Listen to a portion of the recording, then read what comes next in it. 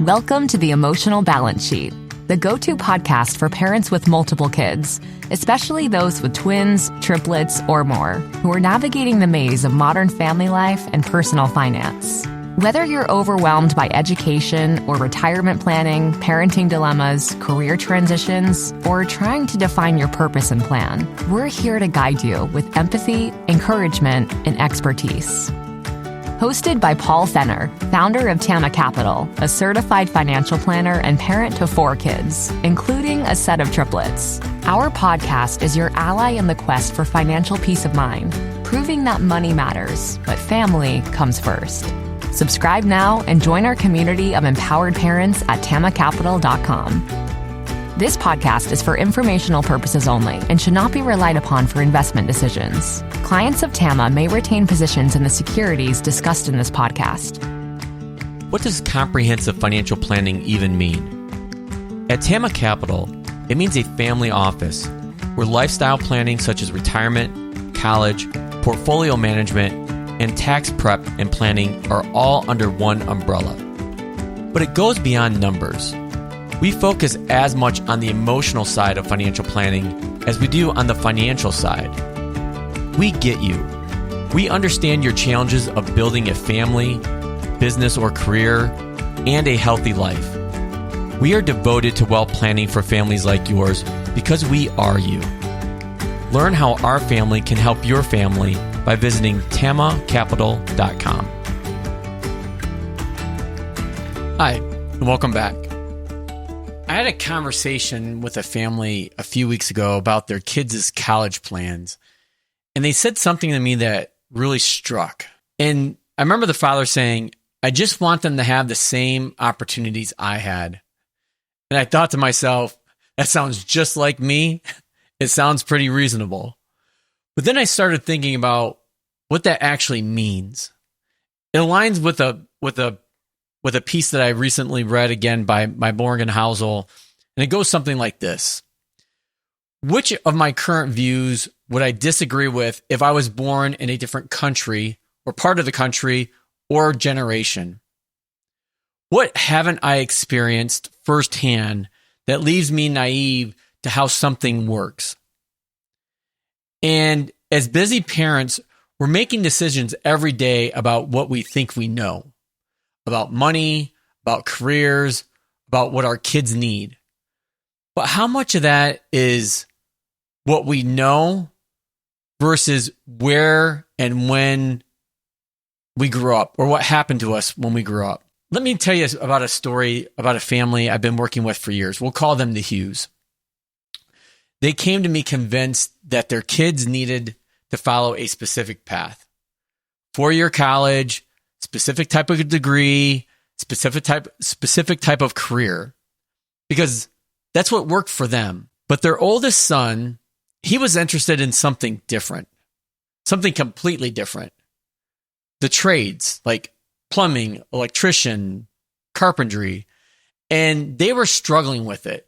Not because the money wasn't good. Actually, skilled trades pay exceptionally well. But they were struggling because it didn't match their script in their minds about what success looks like. What finally shifted for them was when I asked this simple question.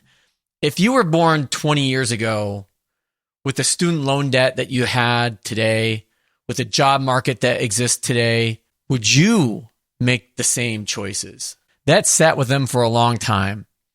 And it hit home because I know Teresa and I have had similar conversations with our triplets about this. In fact, they're 15. And I catch myself sometimes wanting to hand them the playbook that worked for me. But the game has changed. The rules are different. What I know about building a career, about buying a house, about what's realistic, a lot of that is based on a world that does not exist anymore. And honestly, some of it is just based on luck and timing that I never fully appreciated back when I was growing up. I mean, here's what I think is really hard. We don't know what we don't know. And the things we're most confident about are often the things that are shaped by our circumstances. You know, I see this play out in financial planning all the time. Someone will come in and be absolutely certain that a particular investment strategy or stock is the right one, or that a certain amount of savings is enough, or that a specific milestone, should it be a age or whatnot, is all critical. But when I dig in and I realize their certainty comes from what they've experienced, some kind of specific thing that's happened in their lives, what worked for their parents, what worked for their friends, what was normal in the neighborhood or industry they built their career around. I think the second part of that question gets to me, where what haven't I experienced firsthand that leaves me naive to how something works? For years, I thought I understood what it meant to lose a job. I'd read about it. I'd help families through it. Then it happened to me. Walking away from a 20-year corporate career like I did before I started TAMA, even though it was my choice, when I knew it was the right call, what I didn't realize was how little I understood about what that life transition feels like. Another good example is today I actually work with a few widows as part of my generational family office here at TAMA. And I'm always careful to say, I can help you with the financial pieces, but I've never lost a spouse. I don't know what that actually feels like. I can only meet them where they are at today and help with what I can help with. The third question I posed is the one that probably matters the most for busy parents. And that's a problem that I think only applies to other countries, other industries, other careers. What will eventually impact me? I know 5 years ago, I know myself included, most of my families didn't think much about how AI would affect their jobs. Now it's a real conversation in a lot of the planning meetings I have. Healthcare cost, housing affordability, the way work itself is changing. These aren't problems that happen to other people. They're headed for all of us. Now, I know I've thrown 3 big questions out at you, and I just don't want to leave you with these for the week. Because if you're anything like me, more questions without a filter just become overwhelming noise. And you don't have time for that. None of us do. So here's the distinction that I made that helped me and how I use this with families often. There's a difference between values and scripts. Values are yours. They're the things that actually matter to you, that don't change based on what other people think. Like wanting your kids to be self-sufficient, wanting financial security, wanting to be present for your family. These are all values. Scripts are different. Scripts are inherited instructions about how to achieve those values. And I think the key word there is inherited instructions. Because here's where it gets tricky. We confuse them all the time. Self-sufficient becomes must-have 4-year college degree. Financial security becomes a specific net worth number. Being present becomes never travel for work. Those aren't values. Those are scripts. And one particular way to achieve the values that got hardwired into our thinking somewhere along the line. And values are worth protecting. Scripts are worth questioning. So here's the quick test that I use often.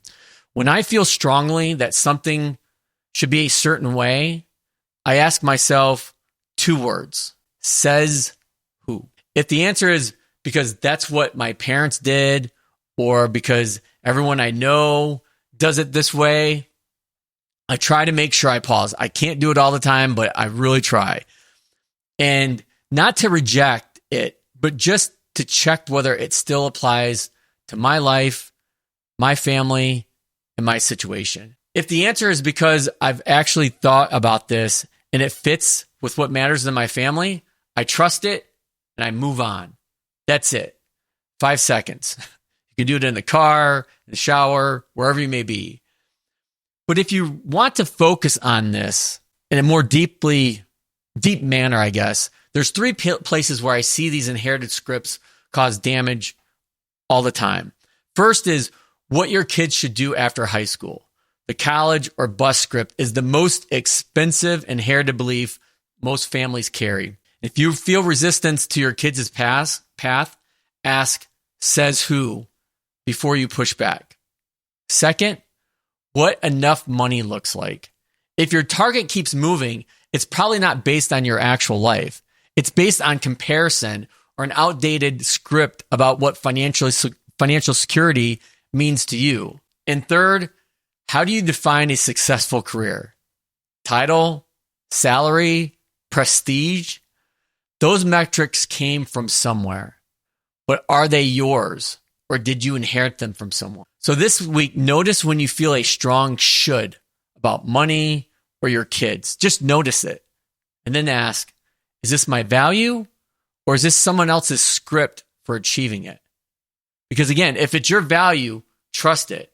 If it's a script, give yourself permission to write a different one. Remember, money is a number, enough is a story. Make sure you're writing your own and not just repeating one that you inherited. Now that you've made it to the end of another great conversation, are you looking for more? If so, head over to tamacapital.com, where you will find all of our conversations. Use the search feature to find the topic or guest you would love to learn more about. Also, don't forget to make someone else's day by sharing our show. Thank you so much, and we'll see you next time.